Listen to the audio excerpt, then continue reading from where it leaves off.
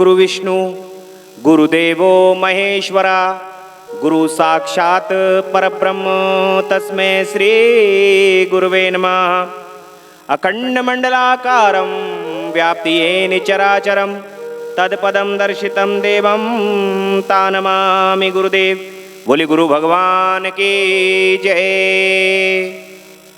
ओम सुरमुखचय गदंतस्य कपिलो गजकणिका लंबोदरस्य विकटो विघ्ननाशो विनायका धूम्रकेतुर्गणाध्यक्षो भालचंद्रो गजानना द्वादशानि नामानि या पठणादपि विद्यारंभे विवाहे च प्रवेशे नरकमे तथा संग्रामे संकटे चैव विघ्नतस्य न जायते। शुक्लां भरधरं देवं शशिवर्णचतुर्भुजं प्रसन्नवदनं ध्यायते सर्वविघ्नोपशान्तये। बोल गणपति गजानन भगवान की जय। भगवान श्री गुरुदेव की असीम अनुकंपा से, माता पिता के आशीर्वाद और आप सभी भक्तजनों के भाग्य के कारण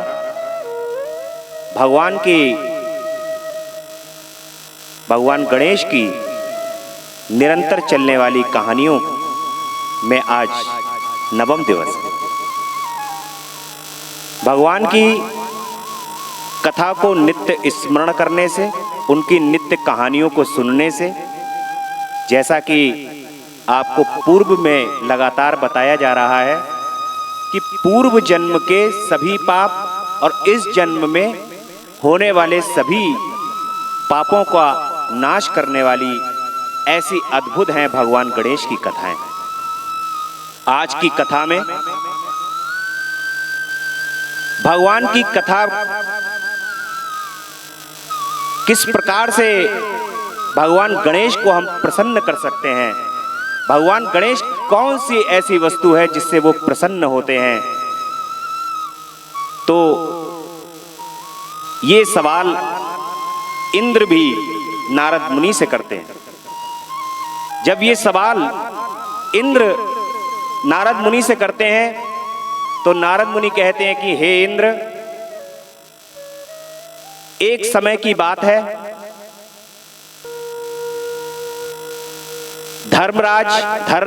धर्म नगरी में धर्मराज के यहां एक बहुत विशाल उत्सव चल रहा है। उस उत्सव में सभी अप्सराएं नृत्य कर रही हैं। धर्मराज नृत्य का आनंद ले रहे हैं और उस नृत्य में तिलोत्तमा नाम की एक नृत्यांगना है। उनके नृत्य पर धर्मराज मोहित हो जाते हैं और लीन हो जाते हैं। परंतु कुछ क्षण के पश्चात जैसे ही धर्मराज को बोध होता है, उनका सर शर्म से झुक जाता है और उनके शरीर से तेज निकलता है। उस तेज से एक राक्षस की उत्पत्ति होती है। बड़ा ही विशालकाय राक्षस की उत्पत्ति होती है, बहुत भयंकर राक्षस होता है और उस राक्षस का नाम अनलासुर होता है। ये अनलासुर नाम का राक्षस जैसे ही उत्पन्न होता है, वैसे ही पृथ्वी कंपायमान हो जाती है, थरथर कांपने लगती है और देवता व्याकुल हो जाते हैं। इस अनलासुर के उत्पन्न होने से मनुष्यों में, देवों में, गंधर्वों में कौतूहल मच जाता है। ऋषि मुनि, ध्यानी, ज्ञानी सभी विचलित होने लगते हैं और सभी भगवान से प्रार्थना करने लगते हैं कि हे प्रभु, हमें ये भयंकर राक्षस जो उत्पन्न हुआ है, इससे किसी भी प्रकार से इसके कष्ट से निवारण दिलाइए। सभी देवता एकत्र होकर के भगवान विष्णु के पास जाते हैं। भगवान विष्णु कहते हैं कि ये अनलासुर नाम का राक्षस भगवान गणेश की कृपा से ही नष्ट होगा और कुछ समय पश्चात भगवान गणेश बाल रूप में आकर के इस अनलासुर नामक राक्षस का वध करेंगे। इस प्रकार से भगवान विष्णु के वचन को सुनकर देवता सभी अपने अपने लोक में वापस आ जाते हैं। कुछ समय व्यतीत होने के बाद बाल रूप में भगवान गणेश देवताओं के बीच में उपस्थित हो जाते हैं। जब बाल रूप में भगवान गणेश देवताओं के रूप में उपस्थित होते हैं, अनलासुर को पता चलता है। उसी समय अनलासुर भयंकर रूप धारण करके देवलोक में आ जाता है और देवलोक में आने के बाद चारों तरफ से हाहाकार मचने लगती है। पत्तों की तरह वहां पर लोग उड़ते हुए चले जाते हैं, इमारतें उड़ जाती हैं, सभी प्रकार से कष्ट प्राप्त होने लगता है लोगों को। लेकिन वहां पर भगवान गणेश जो बाल रूप के अंदर होते हैं वो जरा सा तनिक भी नहीं हिलते। देवता कहते हैं कि हे प्रभु आप भी चले जाइए, ये अनलासुर नाम का भयंकर राक्षस है, ये सभी कुछ नष्ट कर देगा। परंतु भगवान गणेश वहां पर स्थिर रहते हैं। अनलासुर उनके निकट आ जाता है और जैसे ही अनलासुर उनके निकट आता है, भगवान गणेश अपनी माया से उसको पकड़ लेते हैं। भगवान गणेश की माया उसको जकड़ लेती है। जैसे ही भगवान गणेश की माया उसको जकड़ती है और वो छूटने की कोशिश करता है, भगवान उसको अपने मुंह में रख करके निगल लेते हैं। अब मन ही मन भगवान गणेश ये विचार करने लगते हैं कि यदि मैं इसको निगल करके उदर तक ले जाऊंगा तो मेरे उदर में तो तीनों ब्रह्मांड हैं, तो ब्रह्मांड का नाश हो जाएगा, क्योंकि इसके अंदर तो प्रलयंकर अग्नि का वास है। भगवान गणेश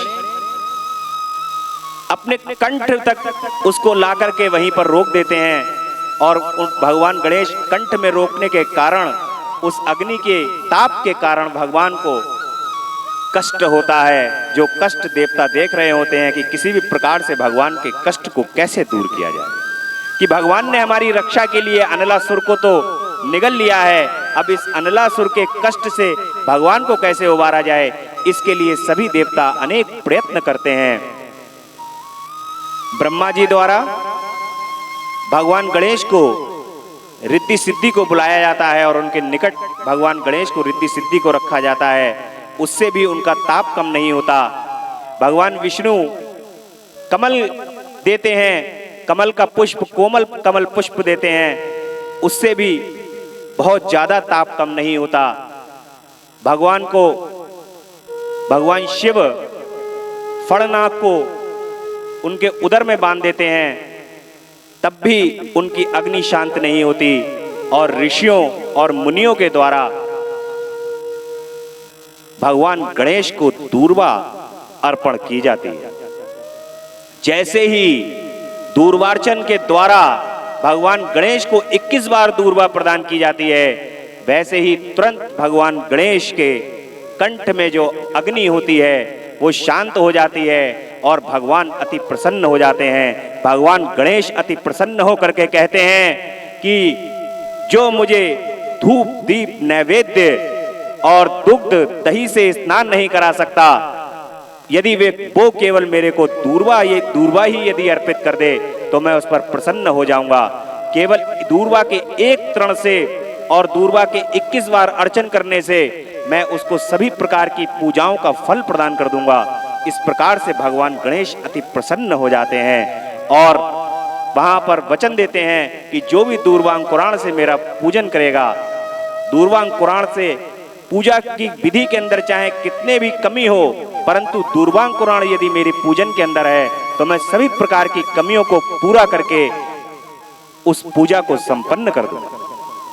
इस प्रकार से भगवान अनेक वरदान उस समय दूर्वांकुराण के चढ़ाने पर, भगवान को किस प्रकार से दूर्वांकुराण चढ़ाया जाए, इस पर भगवान वहां देवताओं से कहते हैं और अति प्रसन्न हो जाते हैं। देखिए, भगवान गणेश की पूजा में जो लोग दूर्वा को केवल एक दूर्वा से या 21 बार दूर्वा को चढ़ाने से भगवान गणेश की प्रसन्नता होने से सभी प्रकार की सुख समृद्धि, परिवार में किसी भी प्रकार का विवाद हो मानसिक तनाव हो या किसी भी प्रकार का व्यापार में हानि हो रही हो, यदि जो भी भगवान को नित्य दूर्वा अंकुराण समर्पित करते हैं, भगवान उनके सभी कष्टों को दूर करते हैं। और जो लोग 21 बार दूर्वा भगवान के मंत्रों को लेते हुए यदि वो दूर्वा अंकुराण समर्पित करते हैं भगवान के लिए, तो भगवान की विशेष कृपा उनको प्राप्त होती है। यदि सप्ताह में एक बार भी वो 21 बार दूर्वा भगवान को अर्पण करते हैं, तो आप ये निश्चित मान के चलिए कि आपके सभी कष्ट दूर होंगे, संतानहीनों को संतान की प्राप्ति होती है, जो जटिल से जटिल रोग जिनके अंदर समाहित होता है उनके रोग की भी समाप्ति होती है और भगवान सुख समृद्धि प्रदान करते हैं। भगवान के पूजन का यदि आपको अवसर प्राप्त हो तो अवश्य दूर्वांकुराण के माध्यम से 21 बार इन मंत्रों के द्वारा आप भगवान को दूर्वांकुराण अर्पित करेंगे तो आपकी सभी मनोकामनाएं सिद्ध होंगी।